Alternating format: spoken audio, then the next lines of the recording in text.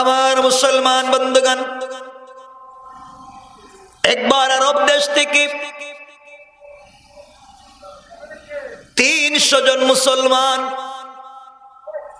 বড় বড় বিজনেসম্যান, 300 জন মুসলমান, তারা ব্যবসা করার জন্য জাহাজ নিয়ে ছুটলেন মালদ্বীপের দিকে। বিজনেস করবেন, তারা এশিয়া মহাদেশের দিকে বিজনেস করবেন। আরব দেশ থেকে 300 মুসলমান জাহাজ নিয়ে এসছেন, লক্ষ কোটি কোটি টাকার খাবার সম্পদ জাহাজে আছে। বিজনেস করবার জন্য তারা যখন বের হয়েছে,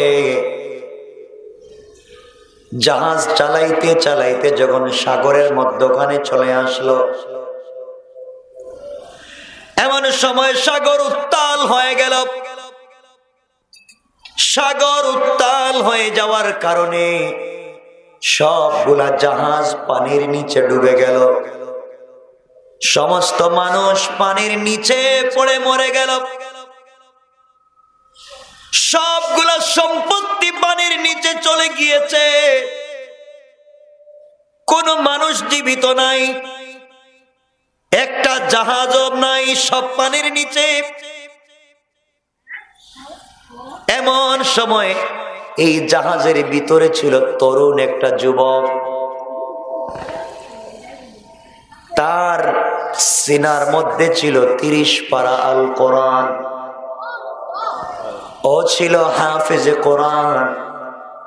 তার নাম ছিল হাফেজ আবুল বারাকাত। আমার মুসলমান বন্ধুগণ, 300 মুসলমান পানির নিচে যখন ডুবে যায়, সবগুলা জাহাজ যখন পানির নিচে ডুবে যায়, সকল সম্পত্তি যখন পানির নিচে ডুবে গেল, হাফিজ আবুল বারাকাত আল্লাহকে বলছে, আল্লাহ তাআলা, আমি একজন মুসলমান, আমার বক্ষে রয়েছে তোমার 30 পারা কোরআন। আয় আল্লাহ তাআলা, তোমার কোরআনের অনেকগুলা মুজিজা আছে। আজকে আমি বিপদে পড়ে গিয়েছি। তুমি তোমার বন্ধু বিশ্ব নবীকে বলেছো, বিপদে পড়ে গিয়ে তুমি যদি কোরআন তিলাওয়াত করো, আল্লাহ নবীজিকে জানায়া দিয়েছেন, বন্ধুরে, দুনিয়ার কোন বিপদে পড়ে তুমি যদি কোরআন তিলাওয়াত করো, কোরআন থেকে তিলাওয়াত করতে দেরি হবে, আমি আল্লাহর পক্ষ থেকে সাহায্য আসতে 1 মিনিটও দেরি হবে না। সুবহানাল্লাহ, জোরে পড়েন। পয়গম্বর, আপনি বিপদে পড়ে গেছেন, ঝামেলায় পড়ে গেছেন, কোরআন থেকে তেলাওয়াত করেন, করতে দেরি হবে, তেলাওয়াত শেষ হবে না, সাহায্য আমি আসমান থেকে পাঠায় দেব।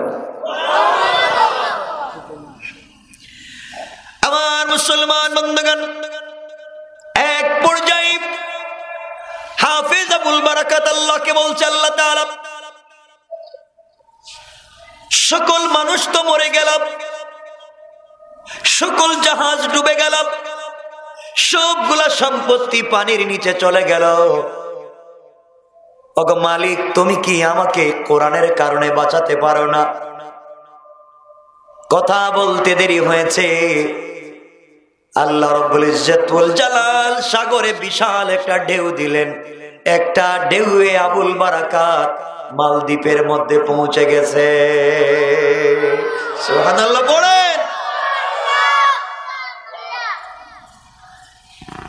মালদ্বীপের মধ্যে উঠে গেল।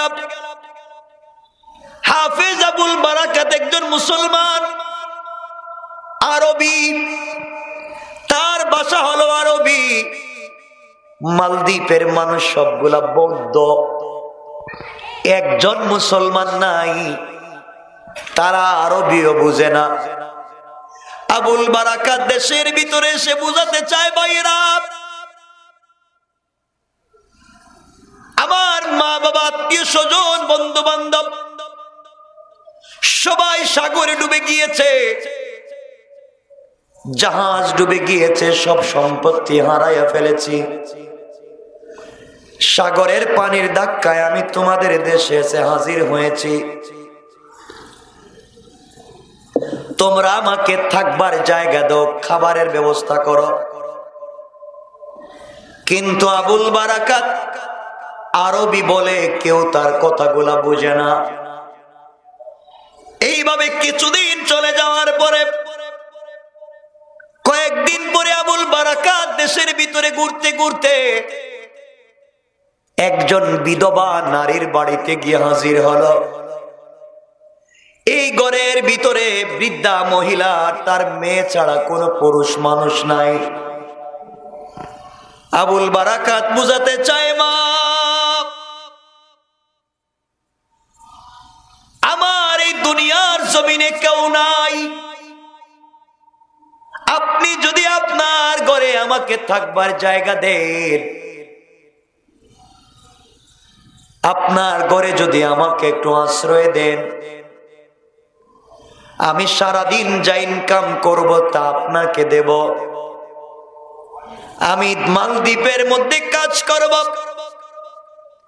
বিনিময়ে যা পাবো আপনাকে দেব। এরপরে আপনার বাড়িতে আমাকে থাকতে দেন। মহিলা ডেকে ডেকে বলছে, যুবক, তোমাকে চিনি না, তোমাকে চিনবার কথা না, তোমার ভাষা তো আমি বুঝি না। আমার মুসলমান বন্ধুগণ, এক পর্যায়ে যুবক ভাঙ্গা গলায় বুঝায়,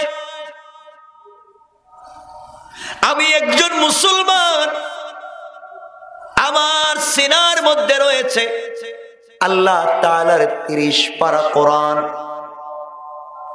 আমি আমানতের খেয়ানত করব না, আমি ইনসাফের উল্টা কিছু করব না। মা, তোমাকে মা ডাকলাম, তোমার ঘরে আমাকে জায়গা দাও, তোমার কোনো অন্যায় করব না, যা ইনকাম করব বিনিময়ে তোমাকে দিব, তুমি আমাকে থাকতে জায়গা দাও। আমার বন্ধুদের এক পর্যায়ে মহিলা জায়গা দিলাম। আবুল বারাকাত সারাদিন পাবলিকের বাড়িতে কাজ করে, দোকানে কাজ করে, কৃষি কাজ করে, যা ইনকাম করে মহিলার হাতে উঠাইয়া দেয়। এইভাবে দিন চলতে লাগলো, দিন চলতে লাগলো। আবুল বারাকাত তাকাইয়া দেখে এই দেশের ভিতরে এত দিনের ভিতরে কোনো জায়গায় আজান হয় না, এই দেশের ভিতরে কোনো মসজিদ নাই, এই দেশের মানুষ আল্লাহকে চিনে না।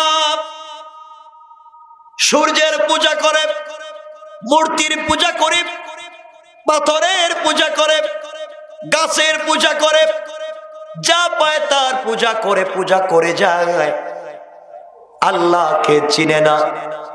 আল্লাহ রব্বুল ইজ্জত ওয়াল জালাল কোরআনে বলেছেন, গোলাম, তুই আমাকে চিন, আমাকে অভিভাবক মান, আমি তোকে সত্যের পথ দেখায়া দিব।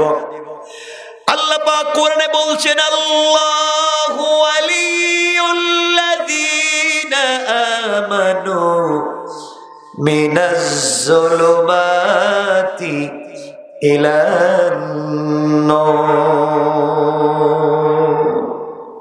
আল্লাহ বলেছেন, যারা আমাকে অভিভাবক মানে, যারা আমি আল্লাহকে মানে, আমি আল্লাহ তাদেরকে অন্ধকার থেকে আলোর পথ দেখাইয়া দে। ও হাফেজ আবুল বারাকাত, তুই তো কোরআন শিখলি, এই দেশের ভিতরে কোন মসজিদ নাই।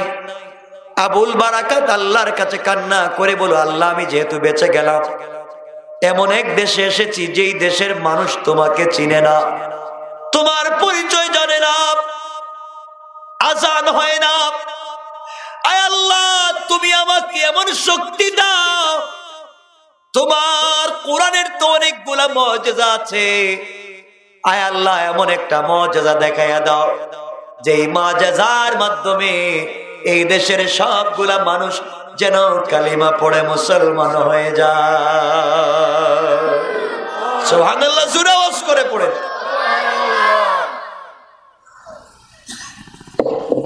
কষ্ট হচ্ছে আপনাদের? আমার বন্ধুগণ, এক পর্যায়ে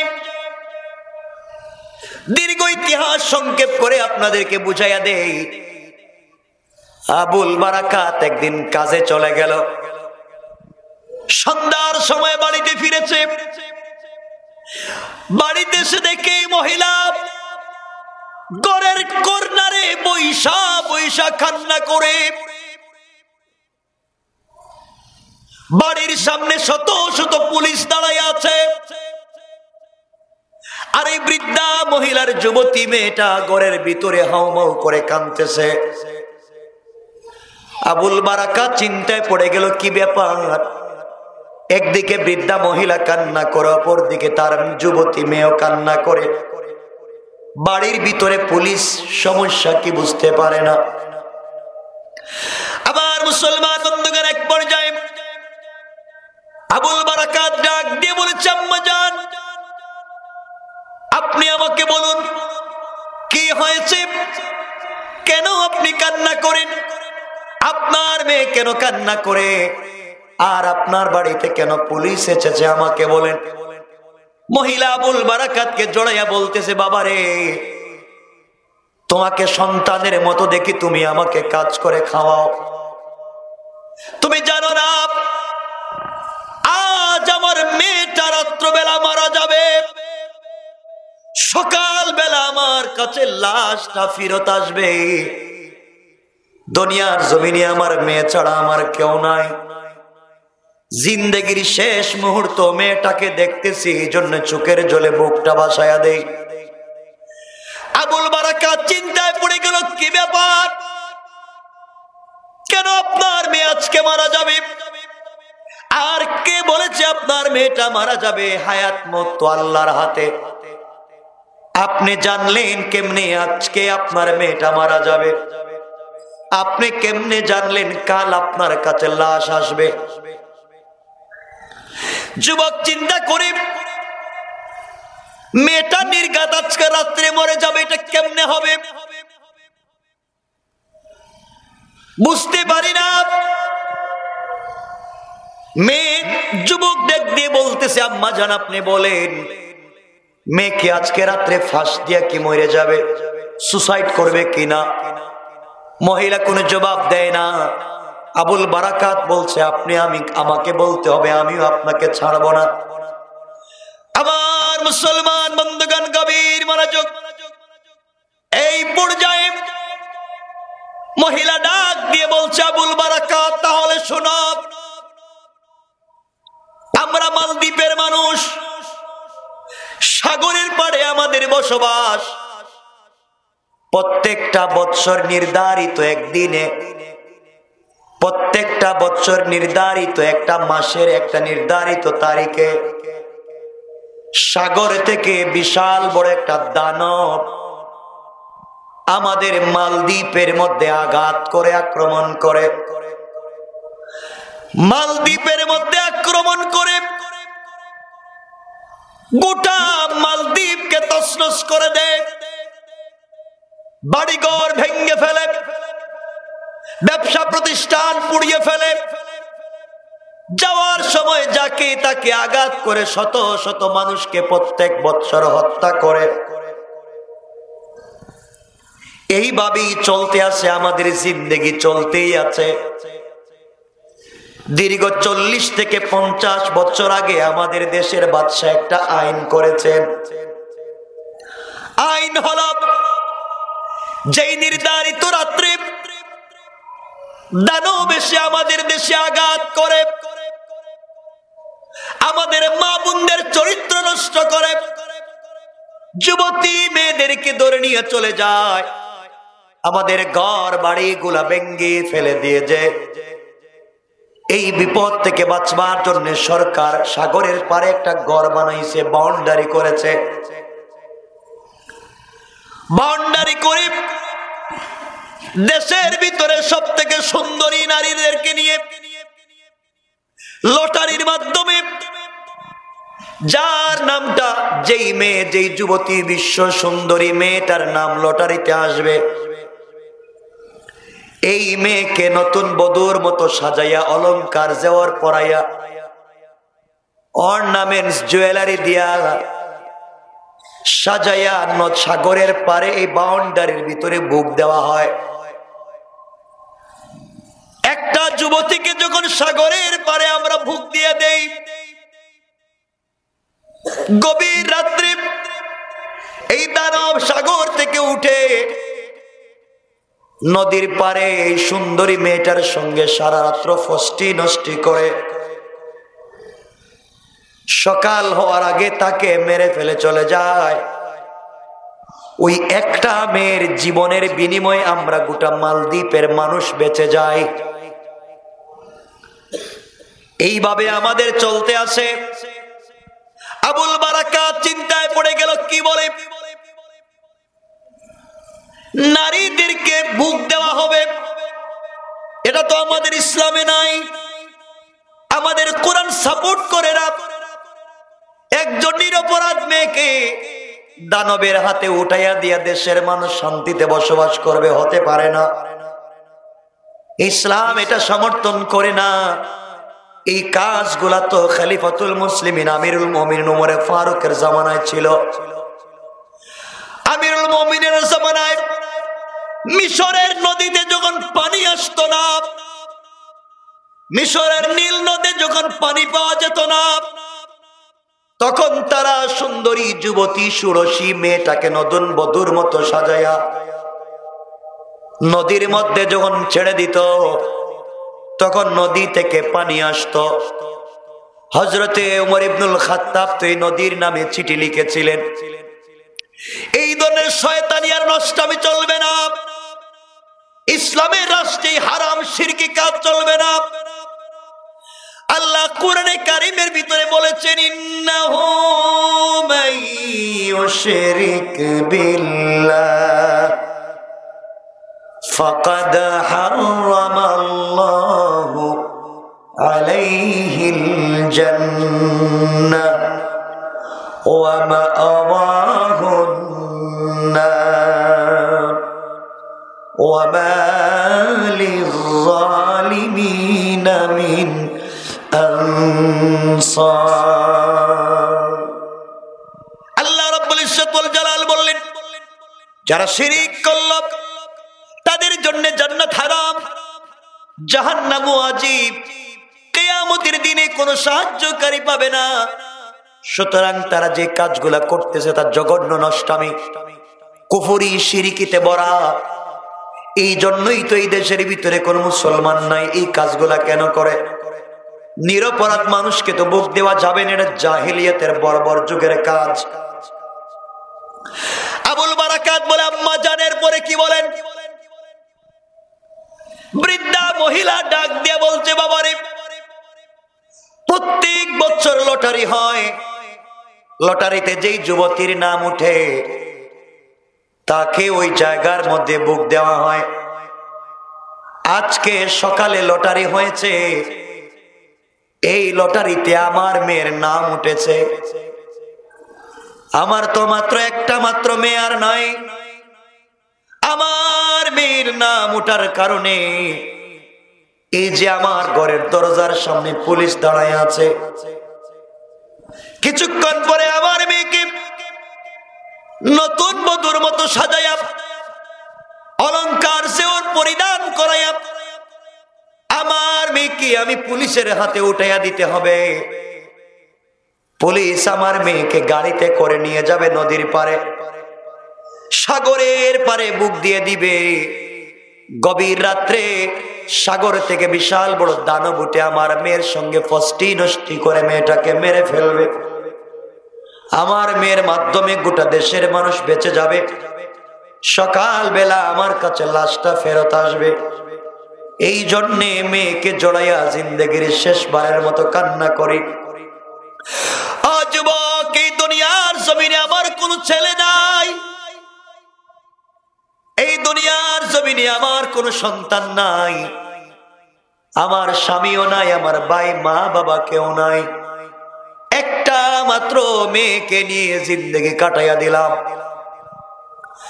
আর আজকে আমার মেয়েটাকে বুক দেওয়া হবে।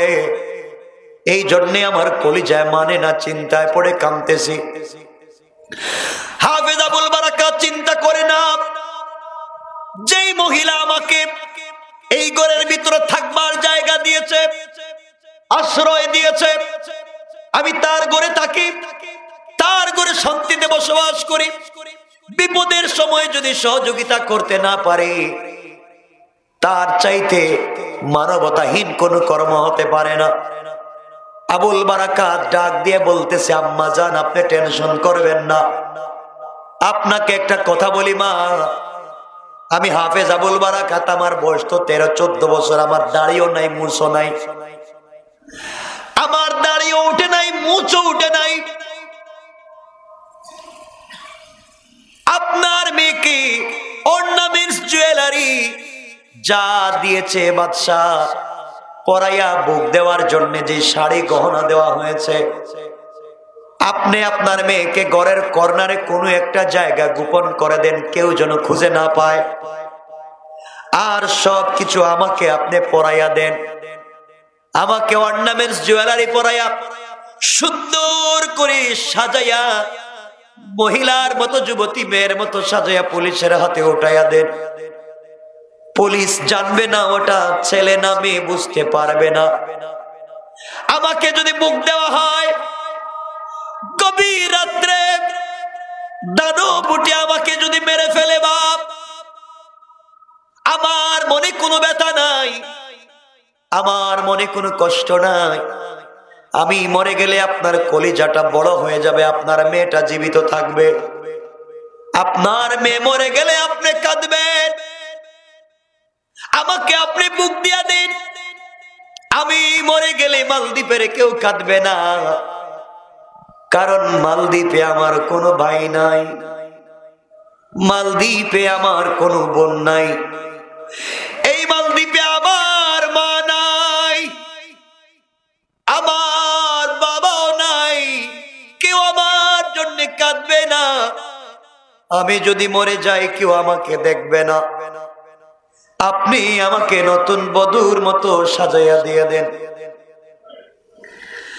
এবার মহিলা ডাক দিয়ে বলতেছে, যুবক না, দেওয়া যাবে না, তুমি আমার দেশের মেহমান, আমার ঘরের মেহমান, তোমাকে নির্ঘাত মৃত্যুর হাতে উঠাইয়া দিতে পারি না, তোমাকে দিতে পারবো না। যুবক না ছোড় বান্দা কয় না, দেয়া লাগবে।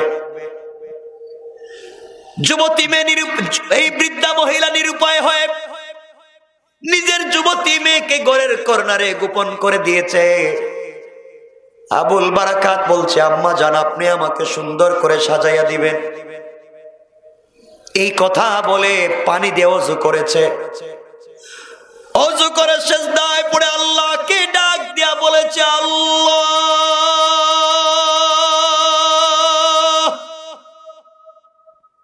আমি একজন মুসলমান, আমার পক্ষে রয়েছে তোমার 30 পারা কোরআন, আল্লাহ তুমি যদি বাঁচাতে চাও পৃথিবীর কেউ আমাকে মারতে পারবে না।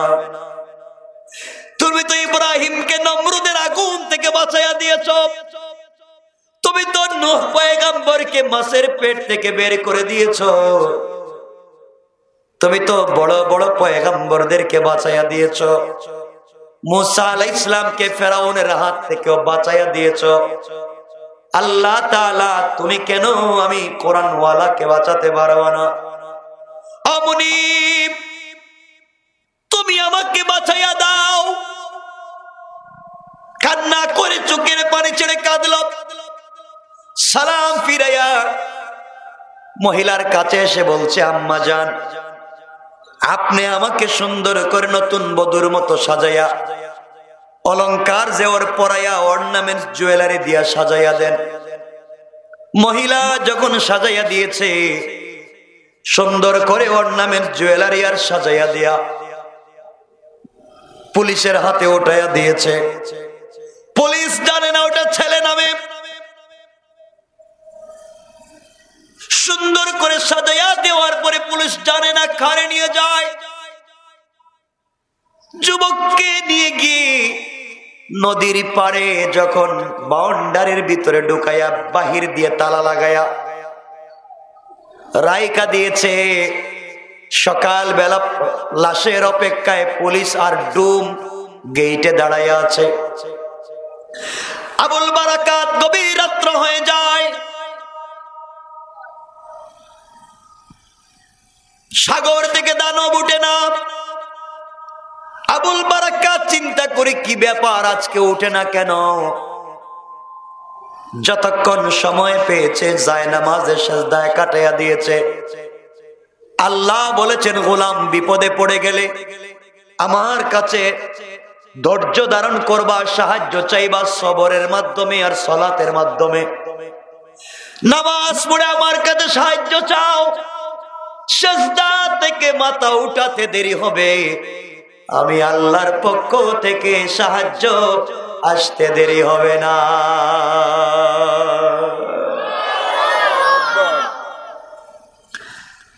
11:30 হয়ে যাচ্ছে না? কষ্ট হচ্ছে আপনাদের? সারা রাত্রে না?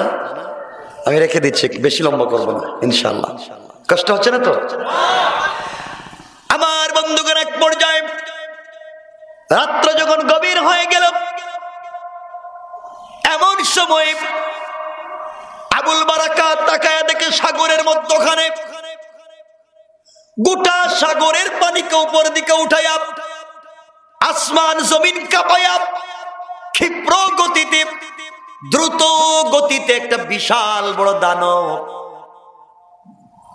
আবুল বারাকাতের দিকে আসতে শুরু করেছে। আবুল বারাকাতের দিকে ক্ষিপ্র গতিতে আসতেছে।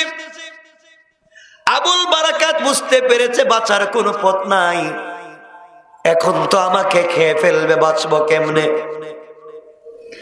আবুল বারাকাত কোন কথা না বাড়াইয়া সিজদায় পড়ে গেল, আর সিজদায় পড়ে কোরআন তিলাওয়াত করে আল্লাহকে ডাক দিয়া বলছে, আল্লাহ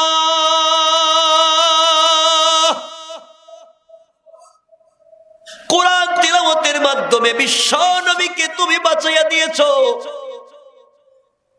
আল্লাহ তুমি কি আমাকে বাঁচাতে পারবে না?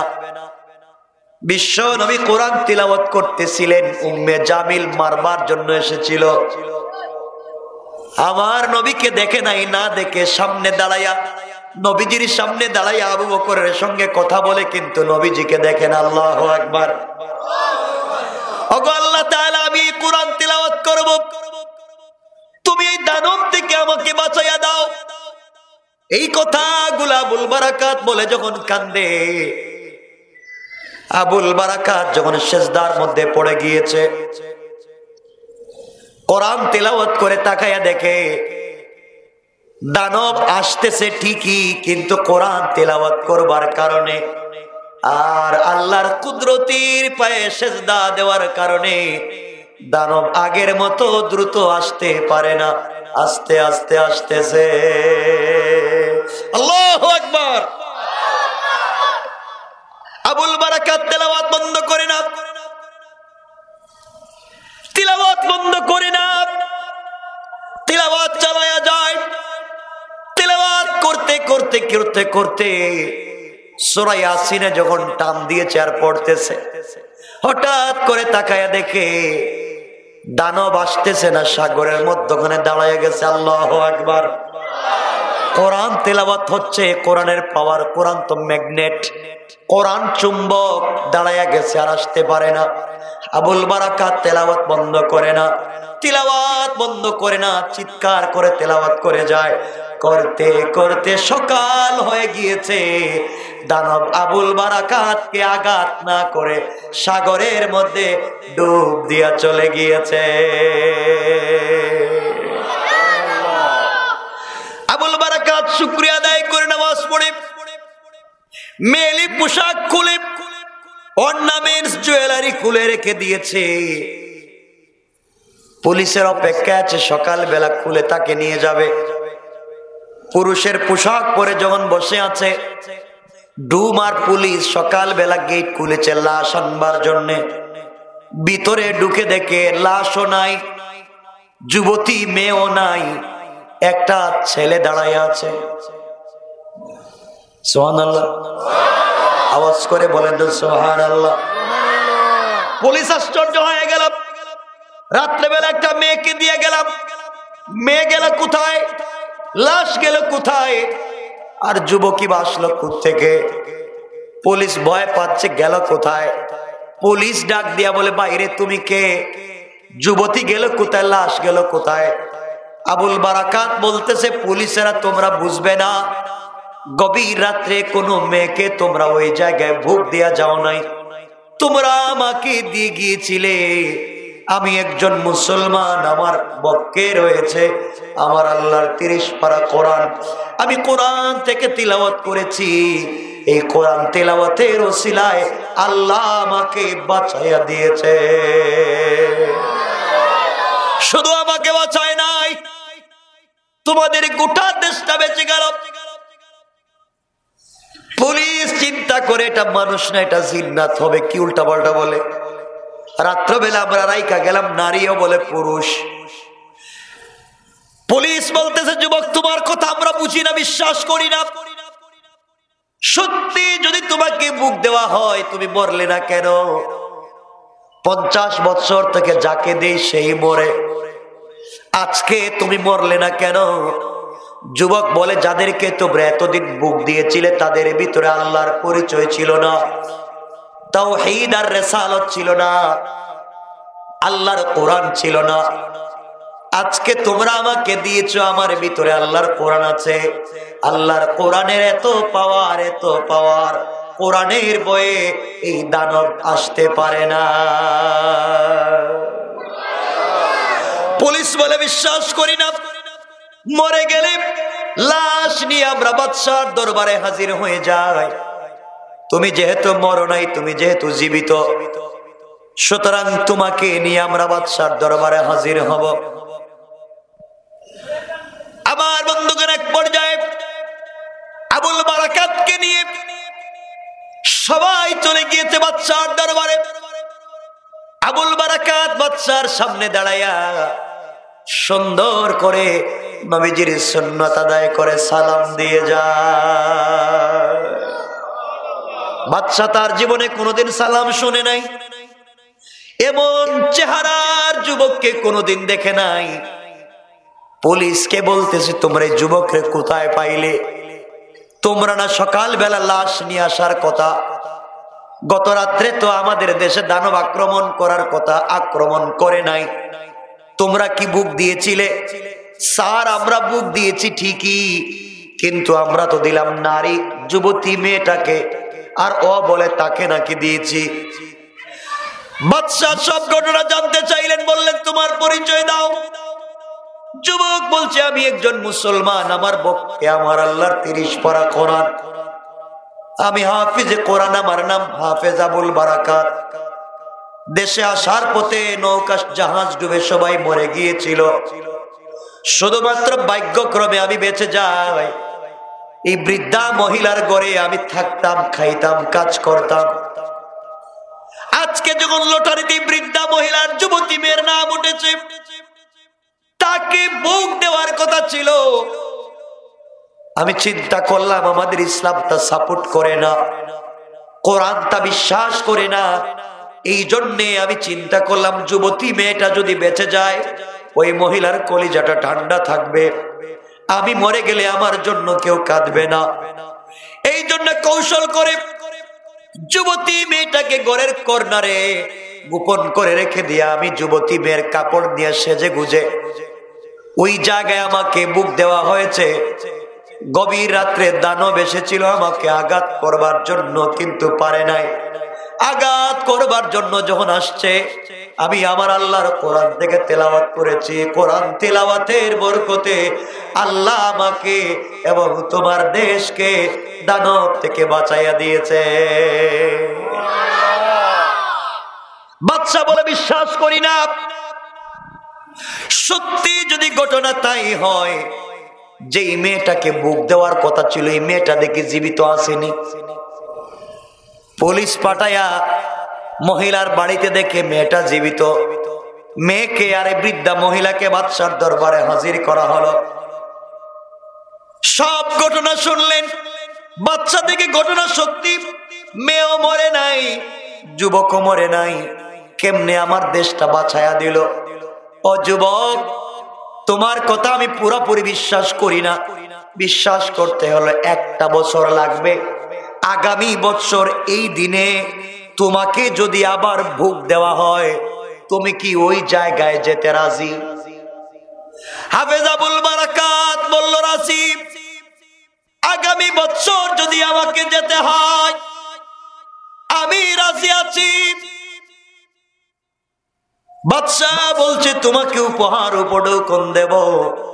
আবুল বারাকাত বলে, আমি যদি আমার কোরআন তিলাওয়াতের মাধ্যমে বেঁচে যাই, আপনি আমাকে কি দিবেন? আপনি কি আপনার দেশে আমাকে মসজিদ, মাদ্রাসা, ইতিমখানা বানাবার সুযোগ দিবেন? আপনার দেশে কোরআনের তালিম দেওয়ার কি সুযোগ দিবেন? বাদশাহ ডাক দিয়া বলতেছে, আবুল বারাকাত, কথা দিলাম রে, তুই যদি তোর কোরআন এবং আল্লাহর মাধ্যমে আগামী বছর বেঁচে যাস, আমার দেশটাকে বাঁচাইয়া দেশ, আমি কথা দিলাম, কথা দিলাম, আমার দেশের জনগণকে নিয়ে কালিমা পড়ে মুসলমান হয়ে যাব। কোরআন, তার নাম কোরআন। কেমনে বুঝায়? রাত্রে 11:30টার উপরে। আমার বন্ধুগণ, কত সংক্ষেপ করে দিলাম।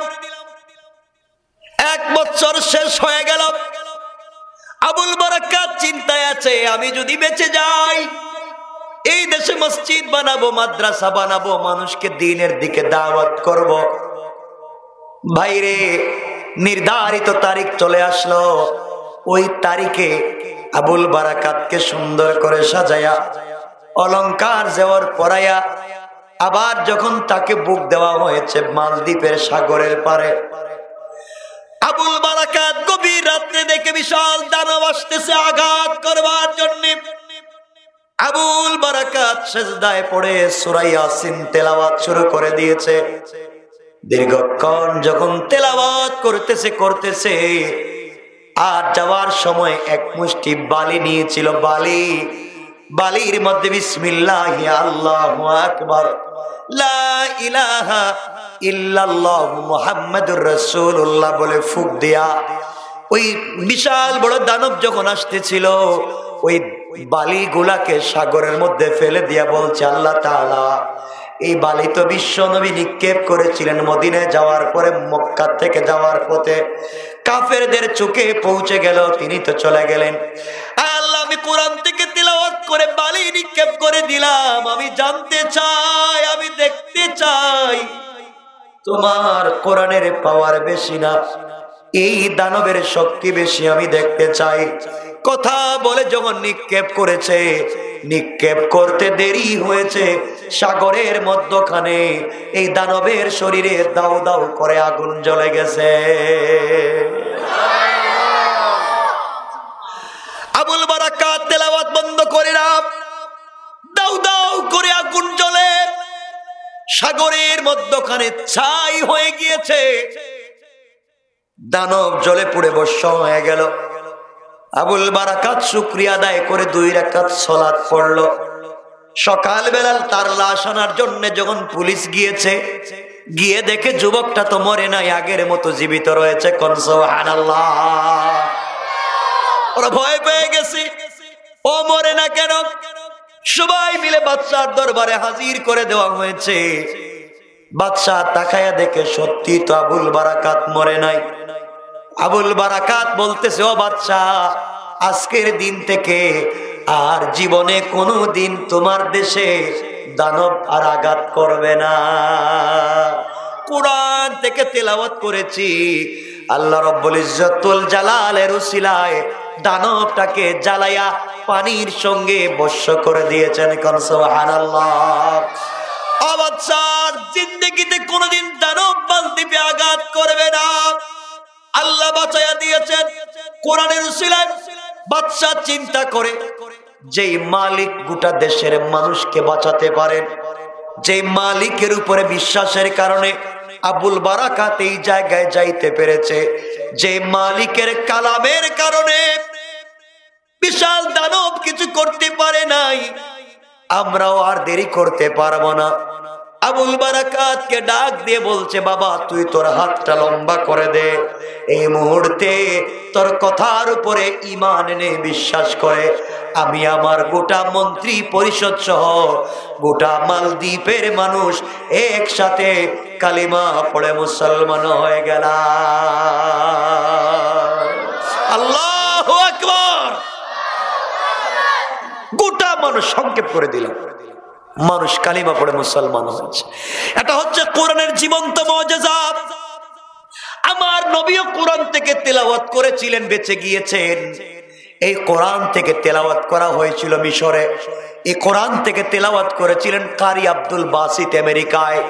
যেখানে এই কোরআনের তেলাওয়াত চলে ওখানে আর কিছুই চলে না। মানুষ মদের বোতল ছেড়ে দিয়া, জেনা বেবিচারে ছেড়ে দিয়া কোরআন তিলাওয়াতে পাগল হয়ে যায়। আল্লাহ বলছেন দুনিয়ার জমিনে এই কোরআনকে বিশ্বাস করে বুকে ধারণ করে যদি চলতে পারো, কবরে কোরআন তোমাদেরকে সুপারিশ করবে, আর জান্নাতে আসলে পরে আমি আল্লাহ এই কোরআন তিলাওয়াত করে তোমাদেরকে শোনায়া দিব। কোন সুবহানাল্লাহ। রাত্র 12:15 হয়ে যাইতেছে, আপনাদের কষ্ট হচ্ছে দেখতেছি, আর লম্বা করবো না, আর না। এই যে ভাই যে আমাকে কাগজ দিয়েছে এই জন্য আর লম্বা করতেছি না, এখানে রাইখা দিতে চাই, আর কষ্ট দিব না আপনাদেরকে। শোনেন, এতক্ষণ যা বুঝাতে চাইছি আমি কোরআনের মুজিজা বুঝাতে চাইছি। আল্লাহ বলছেন ওয়াত্তাকু ইয়াওমান তুরজাউনা ফীহি ইলাল্লাহ, আমি আল্লাহর কাছে যখন তোমরা ফিরে আসবা, আসার আগে আমার কোরআন নিয়ে আমার কাছে আইসো। আমার সামনে যদি কোরআনকে দিতে পারো আমি আল্লাহ তোমাদের হিসাব নিব না, বিনা হিসাবে জান্নাত দিব। সুবহানাল্লাহ। এখন আপনাদের কাছে আমার জানার বিষয়, এই যে এতিমখানা নুরানিয়া মাদ্রাসা